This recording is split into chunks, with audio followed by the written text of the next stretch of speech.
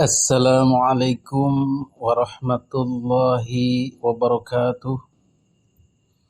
Alhamdulillahilladzi arsala rasulahu bil huda wa dinil haqq liyudhhirahu 'alad dini kulli. Amma ba'du. Hadirin para netizen yang dimuliakan Allah Subhanahu wa taala. Pada kesempatan video kali ini kita akan mengkritisi Ustadz Adi Hidayat atau UAH. Tampilnya UAH dalam polemik nasab ini bukan barang baru ya. Sebelumnya beliau sudah pernah tampil dalam polemik nasab episode 1. Judulnya apa? Masih dalam tajuk UAH bela Ba'alwi. Jadi ya arahnya memang UAH ini pro Ba'alwi. Mukibin lah begitu. Dan kecenderungan orang-orang berfaham Wahabi, berfaham Timur Tengah, Islam transnasional, Salafi, FPI, HTI, itu mereka cenderung mendukung Ba'alwi.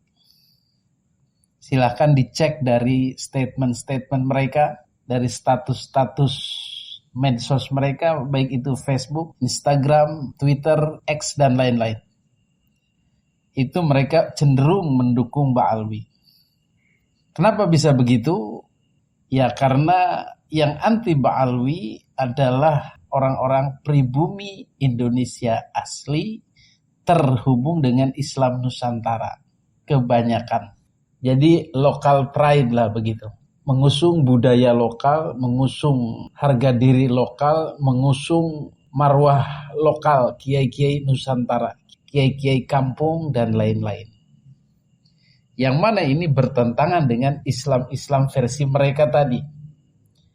Islam versi Wahabi, Salafi, FPI, HTI, Jamaah Islamiyah, dan lain-lainnya itu. Mereka cenderung satu suara untuk dalam tanda kutip menyerang Islam Nusantara. Itu benang merahnya.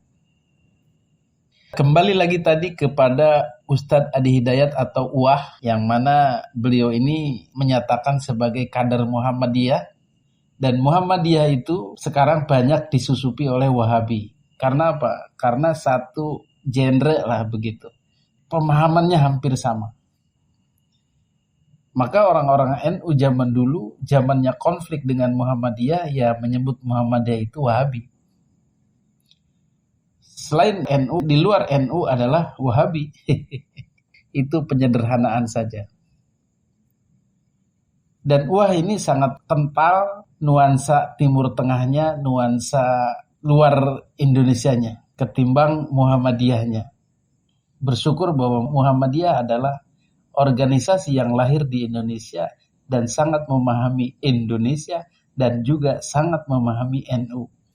Sehingga mereka banyak memaklumi, mengalah, dan menganggap NU berhak dalam tanda kutip mengamalkan ajaran yang diyakininya itu. Seperti tahlil, muludan, kunut, syukuran, selamatan, dan lain-lain.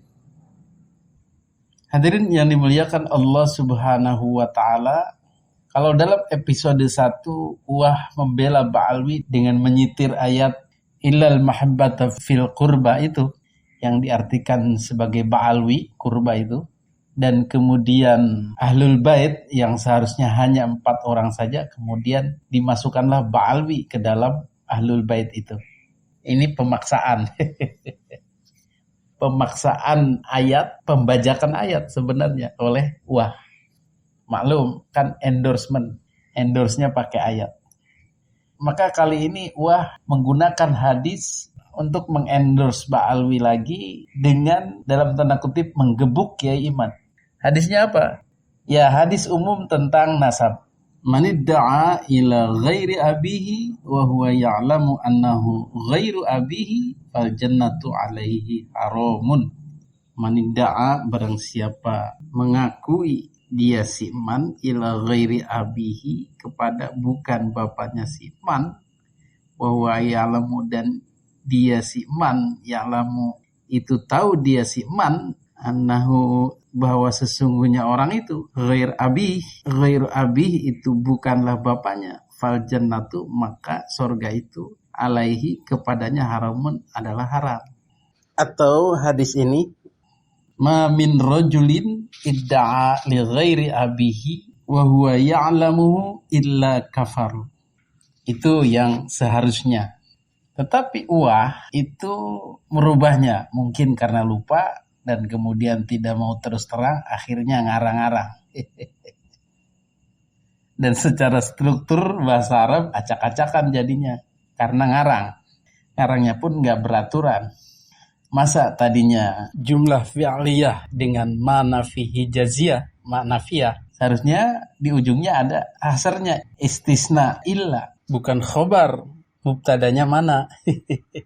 Dan ini adalah jumlah fi'liyah. Tidak mungkin jumlah fi'liyah dikasih khobar kecuali jumlah. Ma min rajulin idda'a li ghairi abihi fahuwa kufrun. Aduh. Harusnya belakangnya illa dong. Illa istisna. Itu secara grammar. Yang pertama, ini bagi masyarakat awam juga perlu diketahui. Dalam pandangan Islam, nasab ini persoalan yang sangat sensitif. Mau kita melakukan pendekatan dengan hadis riwayat Al-Bukhari dan Muslim yang tersambung pada sahabat Abu Dzar Al-Ghifari, saking sensitifnya Nabi memberikan pengingat. Jika nasab yang benar itu kemudian sengaja diputus, maka resikonya adalah kufur.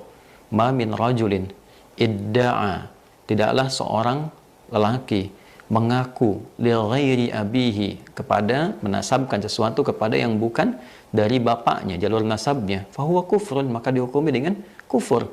Ya, jadi kalau ada seseorang yang dengan pandangan tertentu mencoba memutus nasab seseorang yang sudah valid, tercatat, terbukti, dan ternyata nasab itu benar, kemudian mencoba untuk diputus, maka resikonya kufur.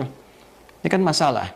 Nah, kemudian juga dalam hal yang sama, ketika ada seseorang menisbatkan yang bukan kepada nasabnya, maka falyatabawwa maq'adahu minan nar.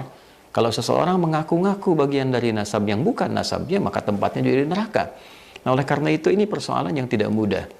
Ya, jadi jangan ditarik ke ranah kalangan masyarakat awam. Selesaikan di ranah ilmiah. Ada pengujinya, ada hakimnya, ada bukti-buktinya, ada sistematikanya, sehingga tidak nanti banyak orang terjebak pada satu masalah yang ini jadi problem kemudian hari saat kembali kepada Allah Subhanahu wa taala. Siapa yang akan bertanggung jawab kalau tiba-tiba ada orang mencaci maki nasab tertentu kemudian tidak seperti kenyataannya dan dia menghukumi terputus lalu terkena kemudian dengan ancaman hadis ini? Yang bertanggung jawab siapa? Kan jadi masalah. Nah, jadi nasab itu sangat sensitif. Dinisbatkan kepada yang bukan dari turunannya masalah, mengaku-ngaku bermasalah, berbangga-bangga juga masalah. Dan kemudian secara surah atau penjelasan itu juga dibelokkan lagi. Sama seperti kasus dulu, hadisnya kemana, penjelasannya kemana. Ini kan pembodohan namanya, mengelabui orang awam lah begitu. Jadi hadis ini katanya adalah tentang tidak bolehnya memutus nasab kelompok tertentu. Dalam hal ini Ba'alwi. Tidak boleh. Ini hadisnya. Ma min rajulin idda'a li ghairi abihi fahuwa kufrun. Jadi kafir yang memutus-mutus nasab Ba'alwi itu kafir jadinya. Seperti Kiai Haji Imaduddin itu kafir jadinya. Gus Fuad, Kiai Abbas Bili Yasi itu kafir jadinya. Aduh, Masya Allah. Ya, mendukung aja Ustadz Adi yang baik hati. Tetapi nggak gini juga kali. Hadis dipermak seenak udel sendiri untuk membela Ba'alwi. Sadar. Tobat. Istighfar. Ya, siapapun dia. Mau Ustadz besar, Ustadz kecil, orang pintar, orang awam. Kalau sudah dibutakan mata hatinya, maka dia buta. Memang keilmuannya. Yang ada malah ilmu yang ada dimanfaatkan untuk membela yang dicintainya. Kalau Adi Hidayat mengkafirkan orang yang memutuskan nasab, maka kita punya dalil bahwa Adi Hidayat itu buta. Dalilnya kama qala Syekh Roma Irama. Ternyata hatimu buta karena tabir kepalsuan. Masya Allah. Lanjut. Jadi idenya sudah bagus bahwa ini masalah harus dikelirkan, harus ilmiah, harus berdasarkan argumentasi yang kuat. Lah memang selama ini Ustadz Adi tidak meneliti seberapa kuat argumentasi Kiai Haji Imaduddin. Kalau beliau meneliti benar-benar itu sudah sangat kuat, sangat ilmiah dan tidak perlu di warning lagi. Cukup dikaji saja sampai di mana keilmiahannya kalau memang Ustadz Adi Hidayat mau mengkaji secara mendalam.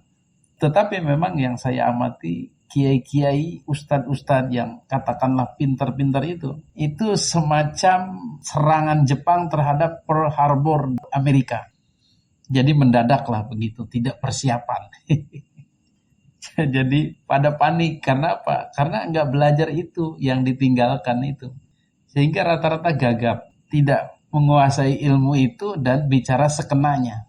Digatok-gatok nih, cocok logi, prasangka, bahkan kemudian penolakan. Karena paniknya itu. Jadi kesimpulannya bagaimana? Ya usul uwah itu untuk meneliti lagi secara ilmiah ya ketinggalan kereta. Orang sudah pada meneliti dan sudah pada sadar. Tinggal uwah yang belum meneliti dan belum sadar.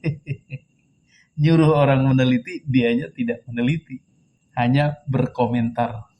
Dan komentarnya juga tendensius, endorsement, dan lain-lain. Ini berbahaya. Sayang sekali keilmuan beliau yang mumpuni itu ternyata hanya dimanfaatkan untuk menjadi ganjalan atau bemper ba'alwi.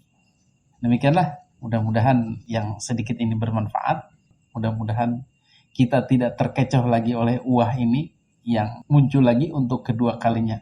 Mudah-mudahan yang ketiga kalinya beliau sudah beres meneliti dan mengambil kesimpulan dan menggunakan ilmunya sehingga bisa mengerti tentang polemik nasab ini secara komprehensif, secara dalam dan menemukan kebenaran. Amin, amin ya Allah ya Rabbal alamin. Hadanallahu iyyakum ajmain.